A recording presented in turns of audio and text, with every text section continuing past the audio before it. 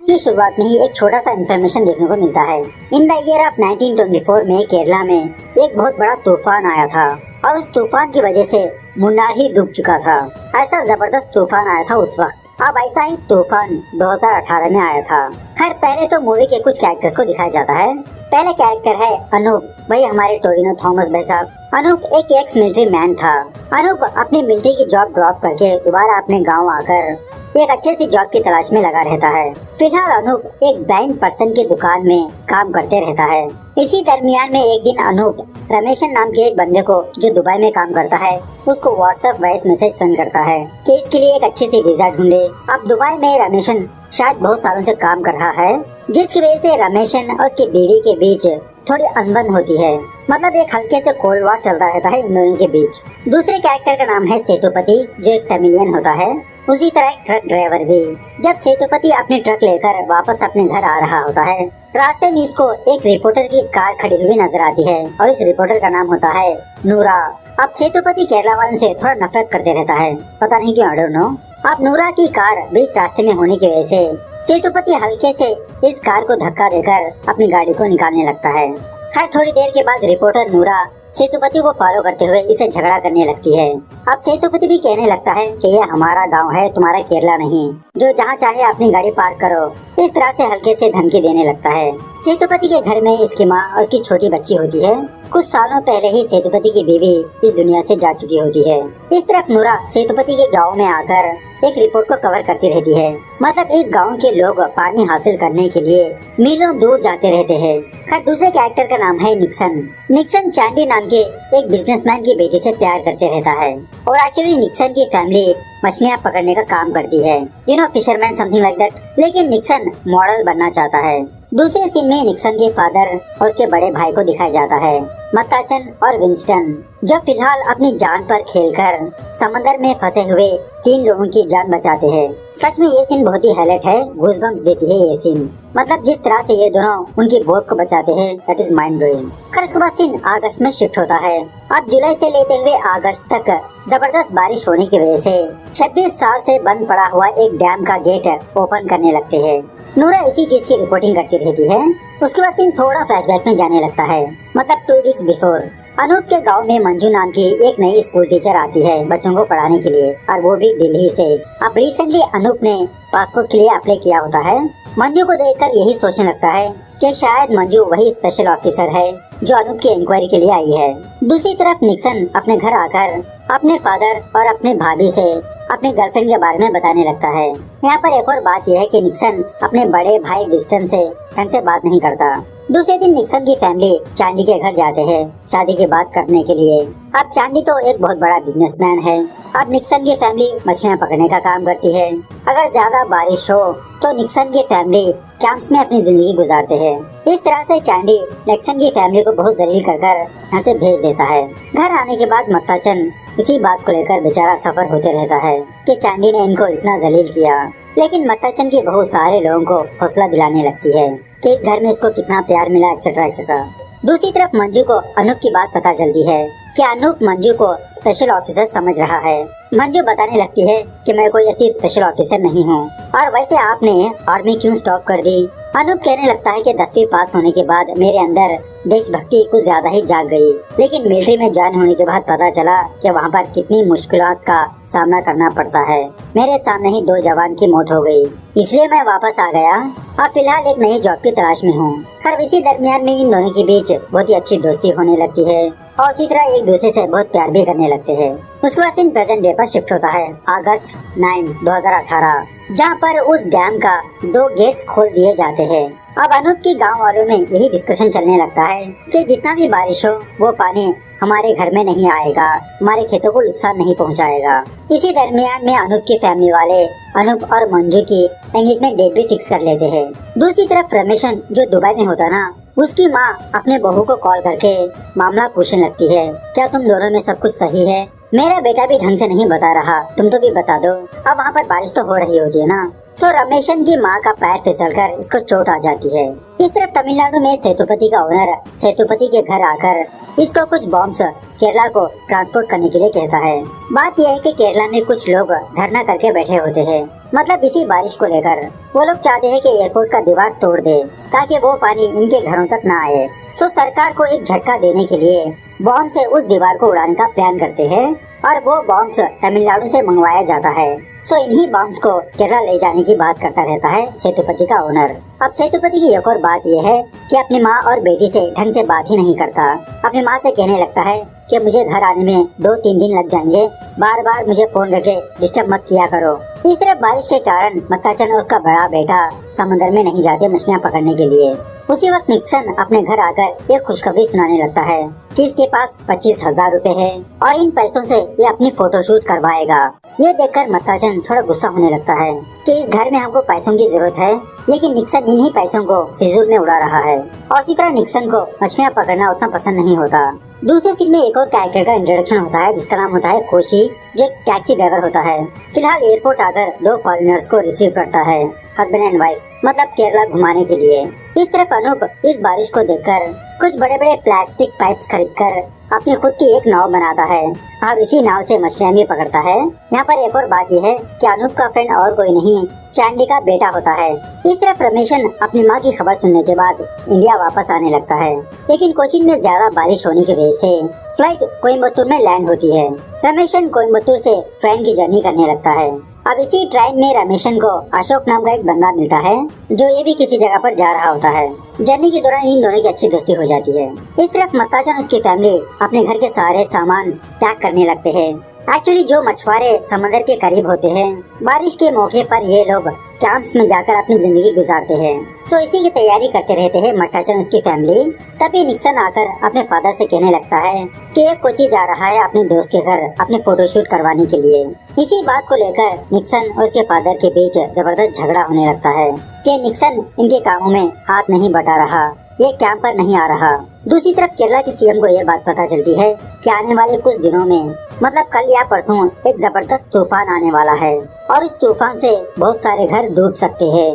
तो सीएम अपने team member से कहने लगता है कि पब्लिक को बिना पैनिक किए हमको जल्द ही जल्द कोई स्टेप उठाना होगा। उसके बाद एक और कैरेक्टर का इंट्रोडक्शन होता है जिसका नाम होता है शाहजी, जो अनूप के गाँव वाला ही होता है। शाहजी एक ब्रॉडकास्ट में काम करता रहता है। शाहजी की बीवी और एक बच्ची होती है।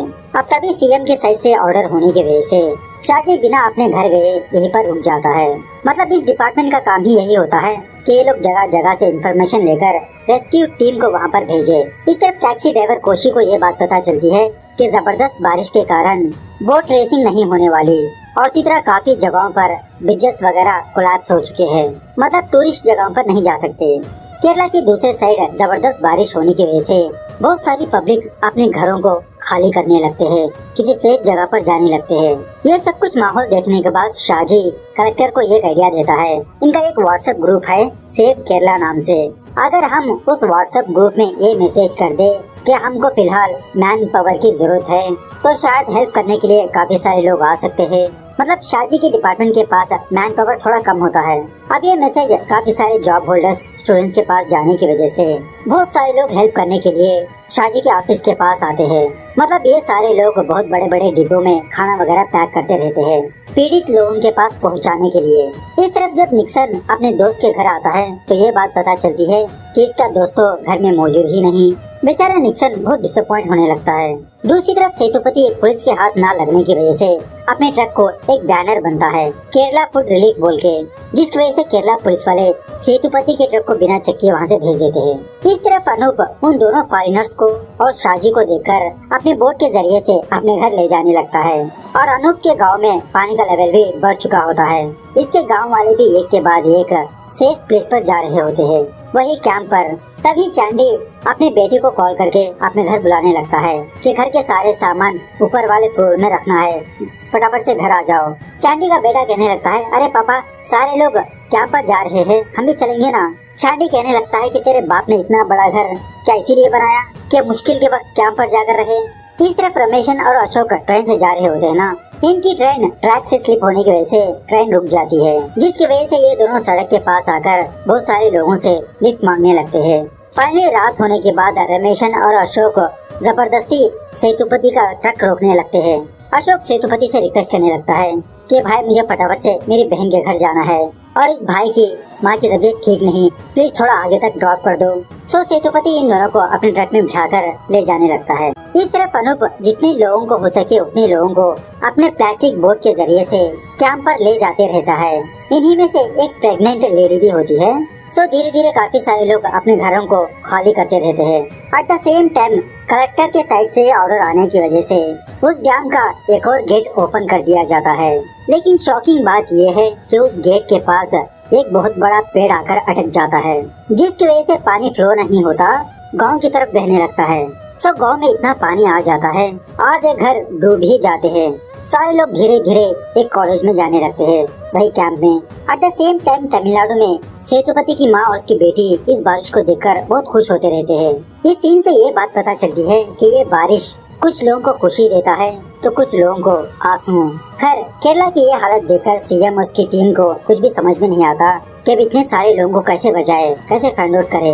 तभी मत्ताचन अपने बिरादरी के लोगों को इकट्ठा करके ये डिसीजन लेता है कि हम लोग अपने नाव के जरिए से दूसरे लोगों को बचाएंगे, सारे लोगों को सेफ प्लेस पर ले जाएंगे।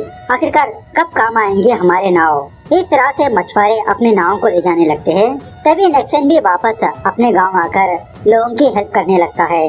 जब मत्ताचन लोगों को उनके घर से सेव कर रहा होता है, उसी एक बोट में मत्ताचन चांडी और उसकी फैमिली को भी देखता है, जो ये लोग भी सेफ जगह पर जा रहे होते हैं, मतलब कैंप पर। जाते जाते चांडी हाथ जोड़कर मत्ताचन से माफी मांगने लगता है। मतलब चांडी ने जिस नाव को लेकर ललकारा था, अब चांडी की फैमिली उसी नाव में बैठकर सेफ जगह पर जा रहे हैं। इस तरफ अशोक किसी जगह पर उतर जाता है। उसके बाद रमेशन सेतुपति से उसका फोन लेकर अपनी माँ को कॉल करने लगता है, अपनी माँ का हालचाल पूछने के लिए, क्योंकि इसका फोन स्विच ऑफ हो चुका होता है। सेतुपति इस चीज को देखकर शॉक में रह जाता है कि किस तरह से रमेशन अपनी माँ को प्यार से बात कर रहा है। उसके बाद ये दोनों किसी होटल में आते हैं खाना वाना खाने के लिए। उसी होटल की टीवी में ये दोनों केरला की हालत को देखने लगते हैं कि किस तरह से लोग बेघर हो चुके हैं।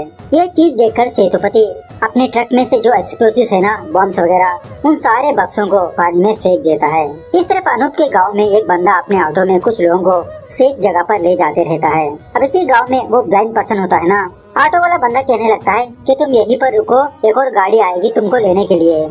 अब बेचारे इस ब्लाइंड पर्सन को नहीं पता होता कि कितनी बारिश हो रही है, कहाँ तक पानी आया हुआ है।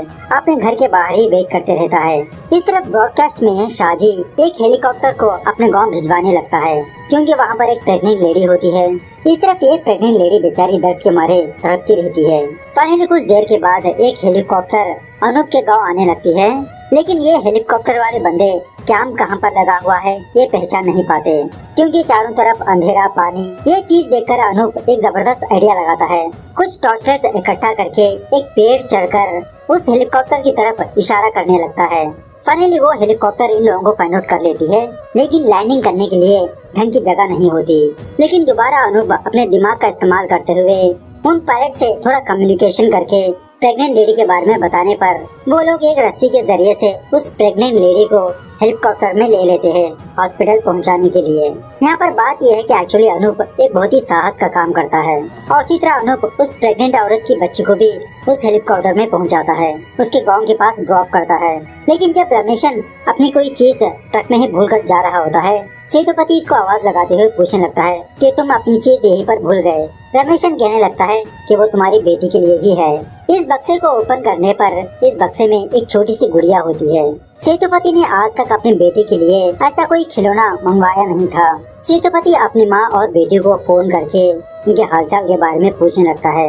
सेतुपति की बेटी भी अपने पापा से फोन में बात करने पर ये बहुत खुश होने लगती है। सेतुपति ने अपनी बेटी से आज तक प्यार से बात ही नहीं की। दूसरे सीन में वर्गीस नाम के एक बंदे की फैमिली को दिखाया जाता है। एक्चुअली वर्गीस का बेटा थोड़ा अबनॉर्मल होता है। जब मियाँ बीवी अपने बेटे की केयरिंग कर रहे होते हैं, अचानक से इनके घर में पानी घुस जाता है। जब वर्गीस अपने घर से बाहर जाने की कोशिश करने लगता है, तो घर के गेट के ऊपर पेड़ गिरने की वजह से गेट ओपन ही नहीं होता, जिसकी वजह से ये तीनों अपने घर में फंसकर रह जाते हैं, और ऊपर से अनूप को फोन भी नहीं लग रहा होता। इस तरफ मत्ताचन अपने बेटे निक्सन को देखकर बहुत प्राउड फील करने लगता है।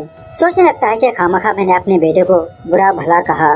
फिलहाल निक्सन एक बंदे के साथ मिलकर एक लड़की को बचाने के लिए उसके घर जाते रहता है। वो लड़की अपने घर के पास बैठकर रो रही होती है, क्योंकि इस लड़की के सारे सर्टिफिकेट्स इसके घर में फंसे हुए हैं। अब ये लड़की बेचारी घर के अंदर नहीं जा सकती, घर में बहुत सारा पानी भरा पड़ा है। तो इस लड़की की तकलीफ को देखकर निक्सन उस घर के अंदर जाने लगता है सर्टिफिकेट्स हासिल करने के लिए। सर्टिफिकेट्स निकालने के लिए जब निक्सन अलमारी ओपन करता है तो उस अलमारी में सर्टिफिकेट्स के ऊपर सांप बैठा होता है, लेकिन निक्सन बिना उस सांप को नुकसान पहुंचाए सर्टिफिकेट्स हासिल करके उस लड़की को लाकर दे देता है। इस तरफ कैंप में कोशी और वो दो फॉरेनर्स जम के काम करते रहते हैं। उसी वक्त मंजू से अनूप को ये बात पता चलती है कि कैंप में वर्गीस की फैमिली नहीं है। इस तरफ बेचारा वर्गीस अपने ऊपर की छत तोड़ते रहता है बाहर निकलने के लिए। इस तरफ जब मत्ताचन स्कूल में काम कर रहा होता है, इसके ऊपर दीवार गिरकर इसकी मौत हो जाती है। इस तरफ ब्रॉडकास्ट में शाजी को अपने गांव के बारे में पता चलता है। टीवी में ये देखता है कि इसका घर पानी में बहते जा रहा है और उसी तरह शाजी की बीवी और बेटी का कुछ भी पता नहीं, उनका फोन भी नहीं लग रहा होता। ये न्यूज देखकर बेचारा शाजी टूट के बिखर जाता है। इस तरफ अनूप के गांव में एक और बंदा रोते हुए निक्सन और विंस्टन के पास आकर इनसे रिक्वेस्ट करने लगता है कि इसके भाई की फैमिली किसी जगह पर फंसी हुई है, इनका घर मिट्टी में धंस चुका है। निक्सन और विंस्टन ऑलरेडी अपने फादर की डेथ पर बहुत दुखी होते हैं, लेकिन इसके बावजूद भी कुछ लोग इस बंदे के साथ जाने लगते हैं इसके भाई की फैमिली को ढूंढने के लिए। यहाँ आने के बाद पता चलता है कि यहाँ पर घर का नामो निशान तक नहीं, मतलब किसी जगह पर धंस चुका होता है। उस बंदे का भाई, उसकी बीवी, उसके दो बच्चे बहुत रो रहे होते हैं। समझ में नहीं आता कि इस घर से बाहर कैसे जाए, कौन इनको बचाएगा। ये सीन भी बहुत ही मस्त और इमोशनल है। फाइनली किसी भी तरह करके उन लोगों को फाइंड आउट कर ही लेते हैं। दूसरी तरफ वर्गीस की फैमिली, वर्गीस और उसकी बीवी टेबल पर खड़े होकर अपने बेटे को अपने हाथों पर लिए होते हैं। मतलब बहुत ही मुश्किल से ये तीनों सांस ले रहे होते हैं। ऑलमोस्ट इनके सर तक पानी आ चुका होता है। उसी वक्त अनूप वर्गीस के घर आता है चेक करने के लिए, लेकिन सारा घर तो पानी में डूब चुका होता है। समझने लगता है कि शायद वर्गीस की फैमिली कैंप पर जा चुके हैं। उसी वक्त घर के अंदर एक छिपकली जब उस बच्चे के ऊपर गिरती है, वो बच्चा चीखने चिल्लाने लगता है। उस बच्चे की आवाज़ें सुनने के बाद अनूप को समझ में आता है कि वर्गीस की फैमिली अभी भी घर में मौजूद है। अनूप बहुत ही मुश्किल से उस घर के पास पहुंचकर उस घर का छत तोड़कर उन तीनों को बाहर निकालकर अपने प्लास्टिक बोट में सेफ जगह पर ले जाने लगता है। ये सीन भी बहुत ही मस्त है। यहाँ पर एक और बात यह है कि डर के मारे इस बच्चे की सांस थोड़ी देर के लिए बंद हो जाती है, लेकिन अनूप इस बच्चे के हार्ट को पंपिंग करके बचा ही लेता है। दूसरी तरफ वो जो ब्लाइंड पर्सन होता है ना, बेचारा अपने घर में वेट करते ही रहता है। ऑलमोस्ट इसके घर तक भी पानी आ चुका होता है, मतलब इस बंदे का घर थोड़ा हाइट में होता है। अब उसी रास्ते से अनूप वर्गीस की फैमिली को लेकर गुजर रहा होता है। उस ब्लाइंड पर्सन को देखकर उसको बुलाने लगता है। अब इस ब्लाइंड पर्सन को ये पता नहीं होता कि इसके घर के सामने बहुत सारा पानी है। अनूप की आवाज़ सुनकर उसकी तरफ आगे बढ़ने लगता है। बेचारा पानी में गिर जाता है। उसी वक्त फटाफट अनूप भी पानी में कूदकर उस ब्लाइंड पर्सन की जान बचा लेता है, लेकिन अनलकीली पानी से अनूप बाहर नहीं आता। वर्गीस उस ब्लाइंड पर्सन को लेकर कैंप आ जाता है। हर सुबह होने के बाद केरला वाले एक नई सुबह को देखते हैं। बारिश कम हो चुकी होती है, ऑलमोस्ट काफी सारा पानी कम हो चुका होता है। उसी वक्त शाजी अपने गांव आता है अपने बीवी और बच्ची के बारे में पता करने के लिए। सारा हॉस्पिटल छान मारने के बाद भी इसकी बीवी और बच्ची नजर ही नहीं आती। तभी शाजी की बच्ची पापा कहते हुए शाजी के पास आकर हक कर लेती है इसको। उसके बाद टीवी न्यूज चैनल्स में केरला की हालत दिखाने लगते हैं। इस हादसे से रिकवर होने के लिए पता नहीं केरला वालों को कितने दिन लगेंगे। कुछ बिखरे हुए घरों की फोटोज देखने को मिलती है। खैर सिर्फ कोशी उन दोनों फॉरेनर्स को अपने घर बुलाकर मछली की बेस्ट करी पकाकर खिलाने लगता है। उसके बाद इन दोनों को एयरपोर्ट ड्रॉप करते वक्त कोशी और ये दो फॉरेनर्स बहुत इमोशनल होने लगते हैं। दूसरी तरफ निक्सन अपने फोटोशूट करते हुए अपने भाई के काम में हाथ बटाते रहता है, वही मछली पकड़ने का काम। और रिसेंटली इन दोनों ने एक नई बोट को भी खरीदा होता है। फाइनल सीन में हम ये देखते हैं कि वो जो ब्लाइंड पर्सन है ना, ये बंदा अनूप की कब्र के पास बैठा होता है रोता हुआ। और उसी तरह मंजू भी अनूप की कब्र देखकर बहुत इमोशनल होने लगती है। हर रोज इस गांव का कोई ना कोई बंदा अनूप के कब्र के पास फूल चढ़ाकर जाते रहता है, क्योंकि अनूप ने काम ही ऐसा किया, अपनी जान पर खेलकर लोगों की जान बचाई। बात यह है कि जब अनूप उस ब्लाइंड पर्सन को बचाने के लिए पानी में उतरा था, उस वक्त अनूप का पैर दो पत्थर के बीच फंस जाने की वजह से बेचारा ऊपर नहीं आ पाता। उसी पानी के अंदर इसकी डेथ हो जाती है। सच में ये सीन ना बहुत ही इमोशनल है विद बैकग्राउंड म्यूजिक के साथ। इस तरह से ये मूवी यहाँ पर दी एंड होती है।